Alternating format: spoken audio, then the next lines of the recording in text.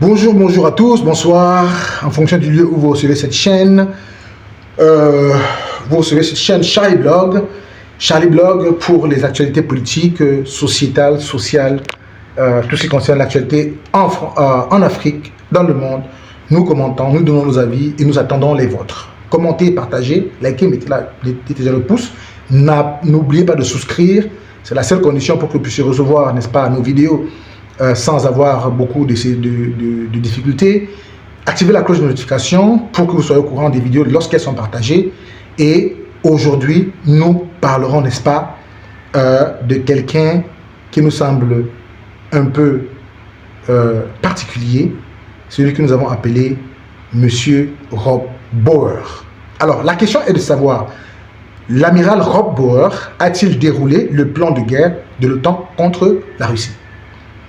L'amiral Bauer vient-il de dérouler le plan de guerre de l'OTAN contre la Russie? Alors, pour ceux qui ne connaissent pas, l'amiral Bauer, c'est le président du comité militaire de l'OTAN. L'amiral Bauer, c'est le président du comité militaire de l'OTAN. La photo que vous voyez affichée, c'est la sienne. Nous ne parlons pas en mal de lui, nous ne voulons pas parler en mal de quelqu'un. Nous disons simplement, nous sommes un peu sidérés, un peu inquiets, n'est-ce pas, de ce qui a été déclaré par l'amiral. Ok?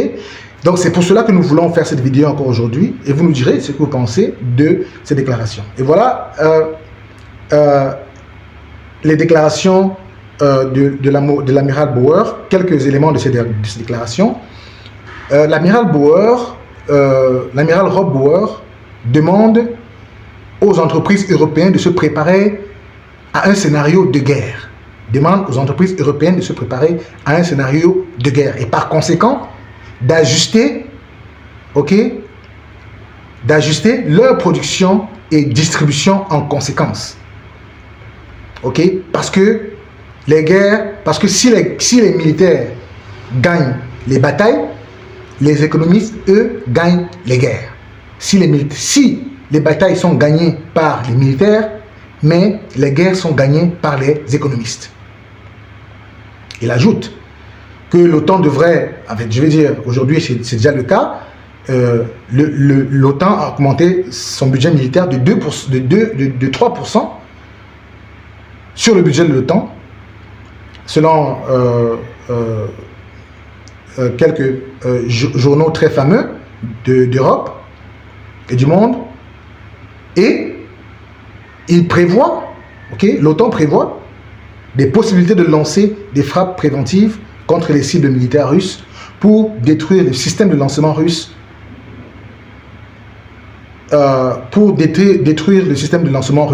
Donc l'OTAN doit frapper en premier. D'accord? Voilà les déclarations de notre ami, notre président de défense, notre président de défense du comité militaire de l'OTAN, l'amiral Bauer,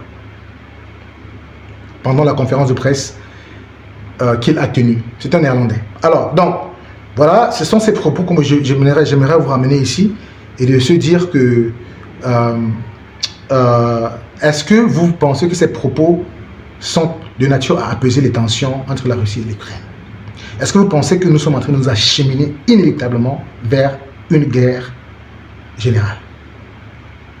Est-ce que vous pensez que nous sommes en train de nous acheminer vers une guerre générale entre la Russie et l'Ukraine? Je parle avec beaucoup de pince au cœur. Je parle avec beaucoup de pince au cœur. Je crois que nous n'avons pas encore compris, je veux dire, ce n'est pas encore clair dans l'esprit des gens. Ce n'est pas encore clair dans l'esprit des gens. Pourquoi les gens veulent d'une guerre? Pourquoi? Pour quelle raison? Moi, je me pose la question. Est-ce toujours pour des intérêts économiques? Est-ce toujours pour des intérêts... Est-ce que c'est une question de vie? C'est une question de vie ou de mort? Quel est l'intérêt d'avoir une guerre? Encore que, on doit se poser la question de savoir, est-ce que la Russie menace vraiment l'OTAN? Parce que moi, quand je regarde les choses telles que je les regarde avec mes yeux, peut-être de profane, parce que je ne suis pas un expert militaire, je ne suis pas un journaliste, mais quand je vois les informations, je vois qu'il y a un pays qui est en guerre avec un autre pays. Mais dans le cadre de la solidarité européenne, et si on considère que l'Ukraine n'est pas dans l'Union européenne, est-ce que ce ne serait pas de bon ton de plutôt chercher la paix que la guerre? Moi, je m'interroge, je me demande, qu'est-ce qui peut amener les gens à penser qu'ils font bien de pouvoir pousser les choses à ce niveau-là? Et quand on voit tout ce qui se passe en France avec les chars américains qui défilent en France, qui défilent dans les rues de Paris, avec l'Allemagne qui est en train de décompter, n'est-ce pas, ses abris et ses bunkers nucléaires en cas d'attaque.